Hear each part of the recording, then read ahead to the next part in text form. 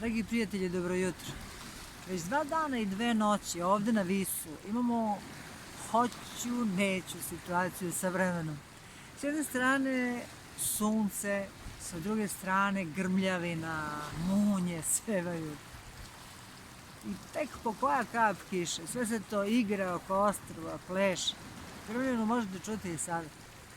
Sve to me je podsjetilo na jednu davnu Heseovu priču Upravljač ili upravljač vremena. Nalazi se u njegovoj knjizi Igra staklenih perli, za koju je dobio Nobelovu nagradu. Sama knjiga je izuzetno komplikovana, ima jako teške delove, skoro neshvatljive. A s druge strane ima delove koji su toliko tanani i jednostavni da i sasvim malo dete može da ih razume. Na kraju knjige se nalazi nekoliko kratkih životno mudrih priča, od kojih je jedna upravo ova koju hoću da vam koliko je u mojoj moći prenesem. Priča o upravljaču vremena ide otprilike ovako. Pre mnogo hiljada godina živjelo jedno selo sasvim mirnim životom. Znalo se tačno ko šta radi.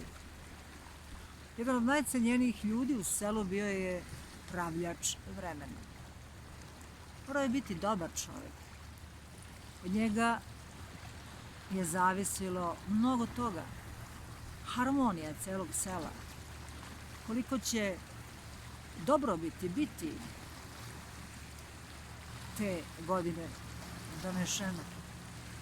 Koliko kiše, koliko vode, sve zajedno. Moralo je biti jako dobro ukomponovano.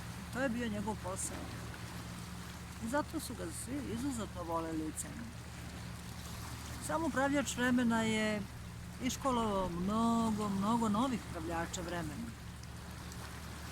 I u samu školu su dolazili dobri ljudi. Jednoga dana loš čovjek zamoli upravljača vremena da i njega nauči. Ne poslušavši svoj unutrašnji glas, upravljač vremena primi lošeg čovjeka. Veoma brzo shvati da je napravio grešku. I zamoli lošeg čovjeka da ode. Ovaj to i učini, ali mu nikad ne zaboravi i nikad ne oprosti.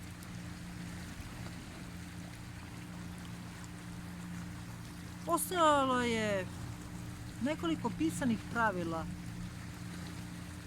koje je upravljač vremena morao ispoštovati. Između ostalog, stajalo u tim spisima davnih godina napisanim da ako slučajno 3 godine ne padne kiša, treba ubiti upravljača vremena. Niko o tome više nije ni mislio. Oni su postali jedno potpuno civilizovano društvo. Loš čovjek je svakodnevno govorio najgore i najlošije stvari o upravljaču vremena. Upravljač vremena nije pridavao značaj tome jer svi su znali da je on dobar. Cenili su ga i voleli. Niko u selu nije obraćao pažnju na to što priča loš čovjek. Ali vremena su se promenila. Došla je jedna sušna godina, a još jedna, zatim i treća. Loš čovjek reče seljanima šta im je činiti. Ako hoćete kišu, treba ubiti upravljača vremena. Sve uši seljana okrenuše se ka lošem čovjeku.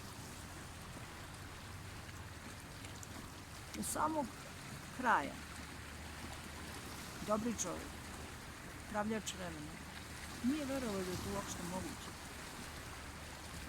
Da će poslušati loše, a ne njega. Stisnuti uza zid, seljani učiniše ono što su smatrali ispravno. i udiše pravljača vremena. Već su traganje palog duša. Kraj priče. Dragi prijatelji, meni se dopadaju mnoga nova učenja koje uglavnom govore o tome da ne treba pridavati značaj loše izgovorenom od strane drugih ljudi, niti bilo čemu što nosi neku negativnost. S tim se potpuno slažem. S druge strane, mi u Ki Aikidou imamo običaj da kažemo ne vadi mač dokle god to nije neophodno. A ako jeste, mač koji je uvek za pojasom izvući hitro i jednim potezom završiti sve. Inače, prolazite kao upravljač vremenom.